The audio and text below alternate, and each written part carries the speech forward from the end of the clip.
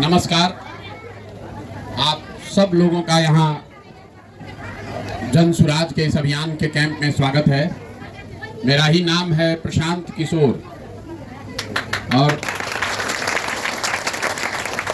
हम कोई नेता होता नहीं हैं, हम सांसद विधायक नहीं हैं, कोनो साधु महात्मा भी नहीं हैं। एकदम साधारण परिवार के लड़के हैं। यहीं बिहार के हमारे अपने बाबा यहाँ पर पहले बैलगाड़ी चलाते थे, मजदूर थे। बाबूजी हमारे यहाँ सरकारी डॉक्टर थे। यही जैसे आपके बच्चे विद्यालय में जाते हैं, ऐसे ही सरकारी विद्यालय से हम भी पढ़कर अपना जीवन शुरू किए हैं। माता पिता का आशीर्वाद रहा, ऊपर वाले की कृपा रही, जीवन में कुछ हासिल कर लिए। अब तय किए हैं कि जीवन में जो कुछ भी है, भगवान ने जो कुछ दिया है, पैसा, शक्ति, बुद्धि, वो सब कुछ बिहार में अपने लोगों की जिंदगी को सुधारने के लिए लगाना चाहते हैं। इसीलिए अपना काम धाम, घर परिवार छोड़ के हम 14 महीना से बिहार में पैदल चल रहे हैं। गांव गांव पैदल जाते हैं। लोग ही पूछ रहा है, भाई पैदल काहे चल रहे हैं? हमारा तो कोई दल है नहीं, हम वोट मांगते नहीं हैं, तो पैदल क्यों चल रहे हैं?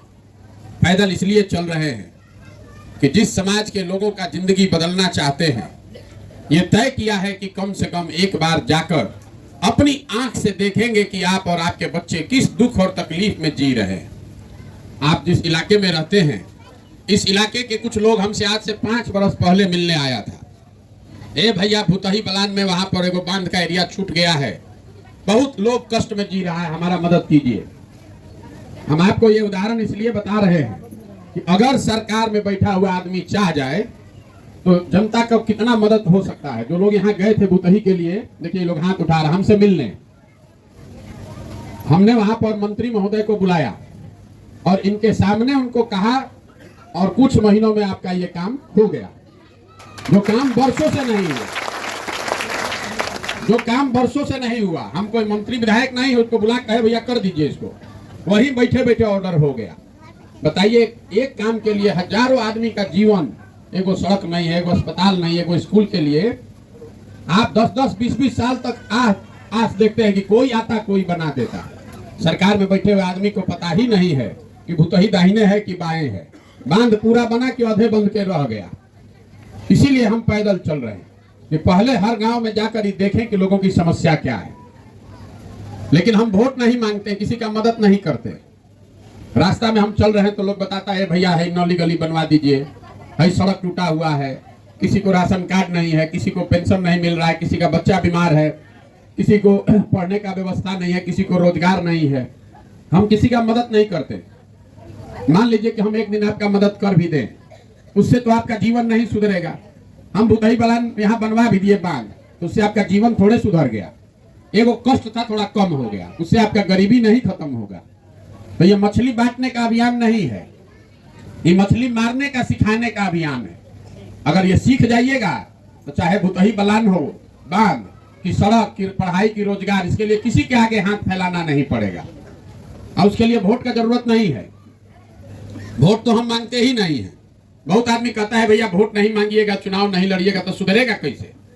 तो ये बताइए कि वोट मांगने वाला तो आपके जीवन में कितना आदमी आया? जो आया वो यही कहा, हमको वोट दे दीजिए, हम आएंगे ना तो आपकी हालत ठीक हो जाएगा। यही सुनते सुनते पिछला 40-50 बरिस से वोट दिए ही जा रहे हैं। पहले कांग्रेस को जिताया 40 बरिस, फिर हमने लालू जी को जिताया 15 साल, 18 बरिस से कुर्सी कुमार बैठे हुए हैं, नीतीश कुमार कुर्सी पर। दिल्ली में हम और आपने मोदी जी को भी बैठा कर देख लिया।